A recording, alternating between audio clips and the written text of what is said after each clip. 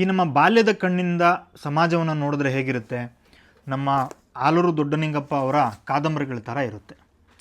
So ನಾವೆಲ್ಲ ಒಂದು ಹಂತಕ್ಕೆ ಬೆಳೆದು ಸುತ್ತಮುತ್ತಲಿನ ವಾತಾವರಣ ಪರಿಚಯ ಆಗಿ ವಿಚಾರ ವಿರೋಧಿಗಳಿಗೆಲ್ಲ ಒಂದು ಮಟ್ಟಕ್ಕೆ ನೆಗೋಷಿಯಬಲ್ ಮಾಡ್ತಾ ಬೆಳೆದ್ಬಿಟ್ಟಿರ್ತೀವಿ.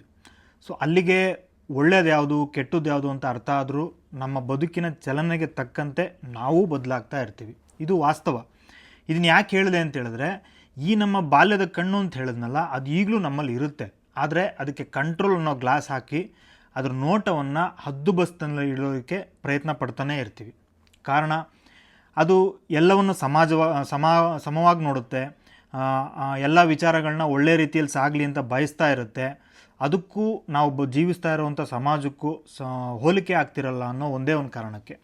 ಆದರೆ ಆಲೂರು ದೊಡ್ಡನಿಂಗಪ್ಪ ಅಂತವರ ಕವಿಗಳಿಗೆ ಈ ಅಸಾಧ್ಯತೆಗಳನ್ನ ಮೀರೋಕೆ ಸಾಧ್ಯವಿರುತ್ತೆ.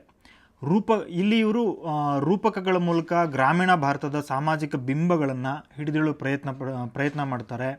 ಪ್ರಾಣಿ ಪಕ್ಷಿಗಳನ್ನು, ನಿಸರ್ಗವನ್ನು, ಜಡವಸ್ತುಗಳನ್ನೂ ಸಹಿತ ತಮ್ಮ ಜೊತೆಗೆ ಕತೆ ಹೇಳೋಕ್ಕೆ ಕೂರಿಸ್ಕೋತಾರೆ. ನಮ್ಮ ಸಾಮಾಜಿಕ ವ್ಯವಸ್ಥೆಯಲ್ಲಿನ ಅಪಸವ್ಯಗಳನ್ನು ನಮಗೆಲ್ರಿಗೂ ಅರ್ಥ ಆಗೋ ರೀತಿ ತಮ್ಮ ಕಾದಂಬರಿಗಳ ಮೂಲಕ ಹೇಳೋಕ್ಕೆ ಪ್ರಯತ್ನವೂ ಮಾಡ್ತಾರೆ. ಸೊ ನೀವು ಕಾದಂಬರಿ ಪ್ರಿಯರಾಗಿದ್ದರೆ, ಒಳ್ಳೆಯ ಕತೆಗಳನ್ನ ನಿರೀಕ್ಷೆಯಲ್ಲಿದ್ದರೆ ಖಂಡಿತ ಈ ಗಿಣಿ ಬಿಸ್ಕತ್ತು ಮತ್ತು ಚಂದ್ರನ ಚೂರು ಅನ್ನೋ ಎರಡು ಕಾದಂಬರಿಗಳನ್ನ ಓದ್ಬೋದು. ಸೊ ನಿಮ್ಗೆ ಇಷ್ಟ ಆಗ್ಬೋದು ಅಂತ ಅನ್ಕೋತೀನಿ. ಸೊ ಈ ಎರಡೂ ಕಾದಂಬರಿಗಳು ನಮ್ಮ ಬೀಟಲ್ ಬುಕ್ ಶಾಪ್ನಲ್ಲಿ ಲಭ್ಯ. ನೀವು ಮನೆ ಬಾಗಿಲಿಗೆ ತರಿಸ್ಕೋಬೇಕಂತ ಹೇಳಿದ್ರೆ ದಯವಿಟ್ಟು ನಮ್ಮ ವೆಬ್ಸೈಟ್ beetlebookshop.com ಹೋಗಿ ಭೇಟಿ ಮಾಡಿ ಆರ್ಡ್ರ್ ಮಾಡಿ, ಅಥವಾ ಬೆಂಗಳೂರಿನ ವಿಜಯನಗರದ ಮೆಟ್ರೋ ಪಕ್ಕದಲ್ಲೇ ನಮ್ಮ ಪುಸ್ತಕ ಮಳಿಗೆ ಇದೆ, ಇಲ್ಲೂ ಬಂದು ನೀವು ಪರ್ಚೇಸ್ ಮಾಡ್ಬೋದು. ಇದೇ ರೀತಿಯ ಪುಸ್ತಕಗಳ ಅಪ್ಡೇಷನ್ಗೋಸ್ಕರ ಅಥವಾ ರೆಕಮೆಂಡೇಷನ್ಗೋಸ್ಕರ ದಯವಿಟ್ಟು ನಮ್ಮ ಇನ್ಸ್ಟಾಗ್ರಾಮ್ ಮತ್ತು ಫೇಸ್ಬುಕ್ ಪೇಜ್ಗಳನ್ನ ಫಾಲೋ ಮಾಡಿ, ನಮ್ಮ ವಾಟ್ಸಪ್ ಗ್ರೂಪ್ ಮತ್ತು ಚಾನಲ್ಸ್ ಸೇರಿಕೊಂಡ್ರೂ ಸಾಕು, ನಾವು ನಿಮಗೆ ಅಪ್ಡೇಟ್ಸ್ ಕಳಿಸ್ಕೊಡ್ತೀವಿ.